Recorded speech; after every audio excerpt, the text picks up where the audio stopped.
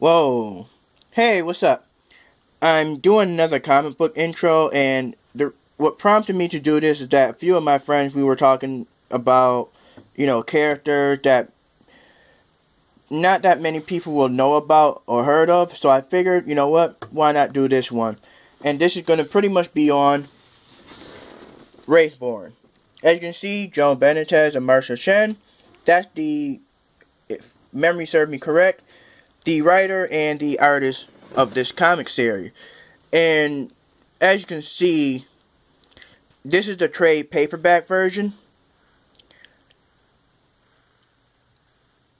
But if you were to look for the regular comic book variation, you will see covers that look something like this. And when I first saw this, my first thought was Star Wars. But there's actually other elements to it. It's very mystique, as you can see in the cloak.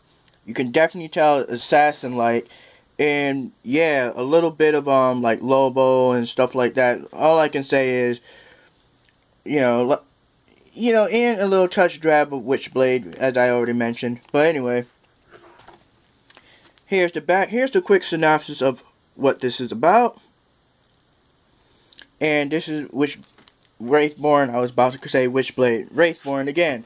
Now, pretty much,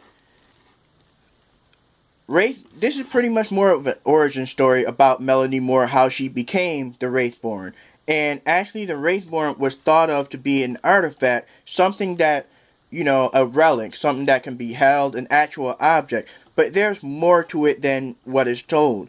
Now, the character Melanie Moore, though, best way I can describe her was at the time she was just your average teenager. Now the Wraithborn in this is obviously an adult, and this is her, origins, like how it all started, and it all started back in her teenage years. So pretty much around when she was 16. Now, pretty much, she's gonna end up looking like this. This is her actual form of Wraithborn.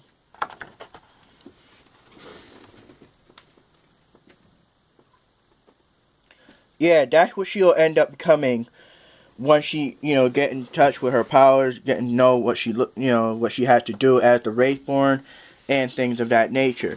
So yeah, she's basically kind of badass, but at the same time, the burden she carries is both twisted and fucked up.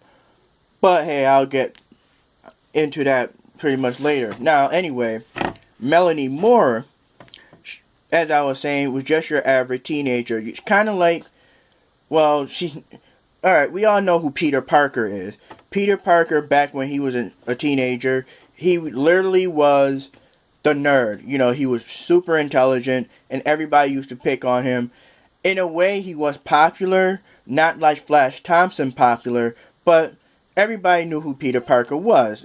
So, yeah, it's like at least his existence was known, and he always managed to make a lot of friends. Melanie Moore, though, is on a different spectrum.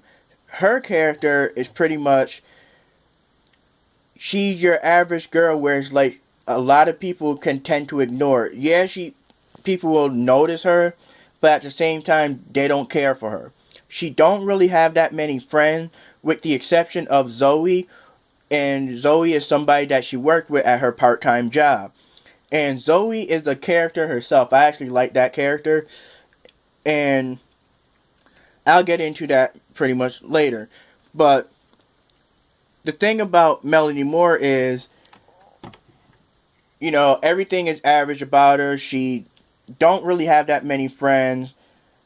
It may seem a little cliche, but the thing is, think of it like she's those kids at high school that you see them, you may know their name because you may have like a class or two, but at the same time, you don't really, know them. You know what I mean? That's the best way I can describe it. She's pretty much, I don't want to say she's an outcast.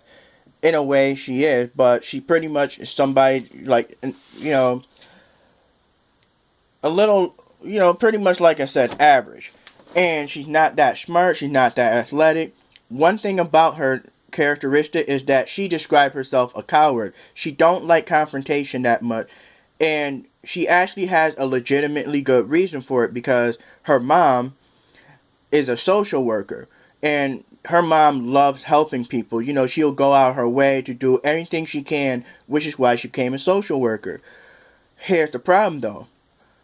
Her mom got killed because of it. She tried to, you know, they didn't go into depth in this variation, but she pretty much, you know, like I said, very passionate about helping people, and that's what ended up getting her killed.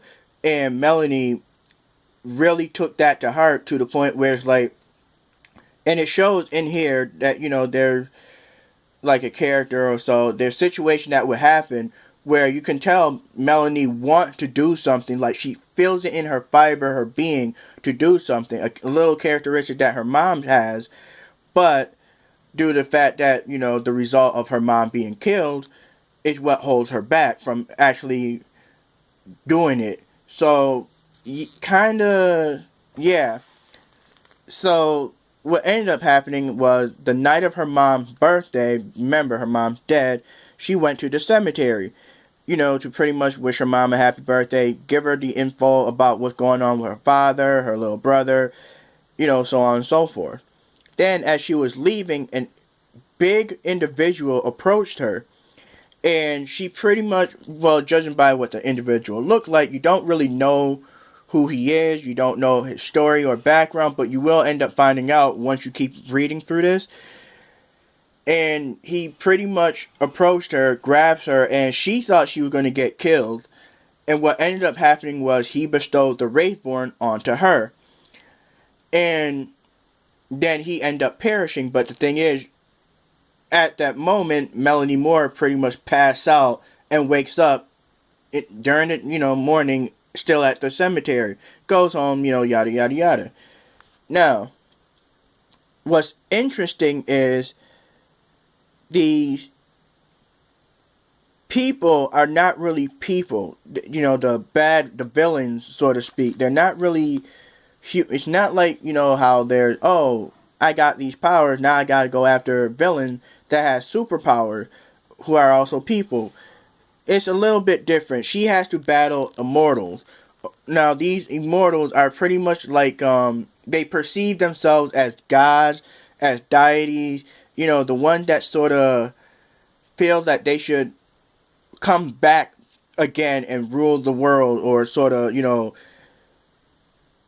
have more control over humanity. And pretty much she learned, well, the best way to describe these immortals is some of them are from the world of voodooism. You know, like voodoo magic and all that other stuff. It's actually quite interesting once you, it gives you more a little insight of each. I don't know if these voodoo characters or these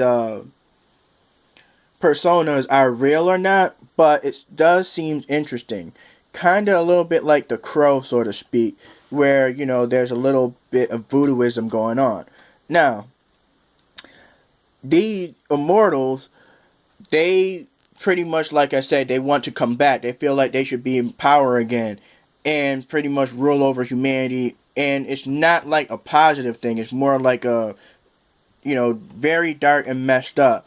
So, Melanie Moore as the Wraithborn, her job is to pretty much destroy the magic and take out the immortal.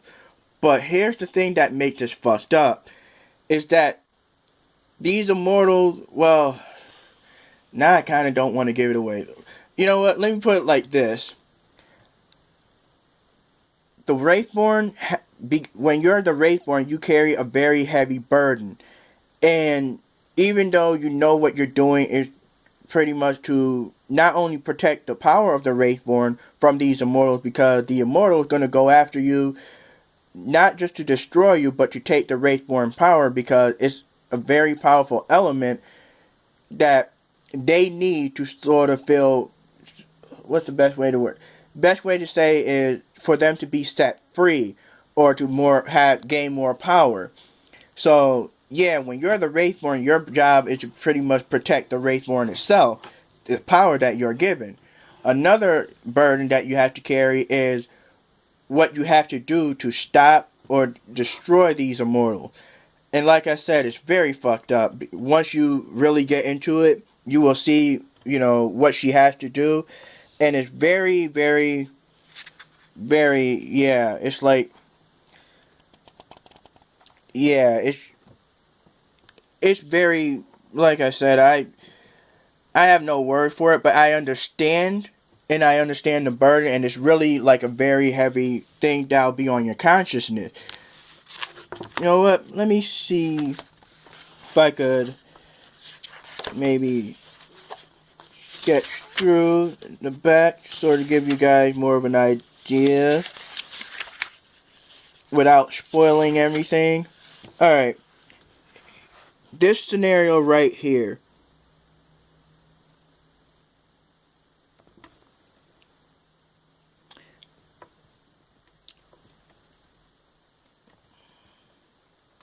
Yeah, this is her, currently present, but, understanding what she has to do as the Wraithborn. In the origin, in this being the origin, you see how Melanie Moore is just getting introduced to this. Everything's crazy, everything going way too fast, and her being a teenager, it's like, it's very overwhelming. So, all I can say is, dialogue-wise, it's very engaging. You definitely can follow. It's easy read. You can really get immersed into this world. And at the same time, it's like some of the dialogue you can see they took from almost a little bit of elements from other comics. I'm not going to spoil which one. It's kind of funny how they, used it. But at the same time, it fits. It's not, like I said, I highly recommend actually checking out Wraithborn. Whether you're getting the comic series or the trade paperback, this is very engaging. Just to throw it out there, it does have a lot of gore. There's blood, it shows decapitation. And it's weird because it's like they censor the swearing. Not a lot of swearing, but they do censor the swearing in here, but yet they show things like decapitation, blood, people being shot, and all that other stuff. But yet they censor the language, which I find that ironic. But anyway, yeah, if you're not into that type of entertainment where, you see blood, guts, gore, and all that stuff, then I would definitely not recommend this. It's kind of like Spawn, but it's not as gory as Spawn. But it does show things, and it does show elements where I could be like, yeah, that's wow. And at the same time, it's like, once you realize the burden the Wraithborn, the person that becomes the Wraithborn has to carry, it's fucked up. But other than that, I definitely highly recommend you guys checking this out. It's actually a real good read, whether you get the regular comic version or the trade paperback. And again, like I said, not that many people are aware of the Wraithborn, but again, I do highly recommend you guys checking it out. And if you want to start it out, like I said, I recommend starting out with this one. This is pretty much the first of the trade paperback, where it describes the origins, and yeah, just keep on following up on it. Hope you guys enjoy. Alright then, later.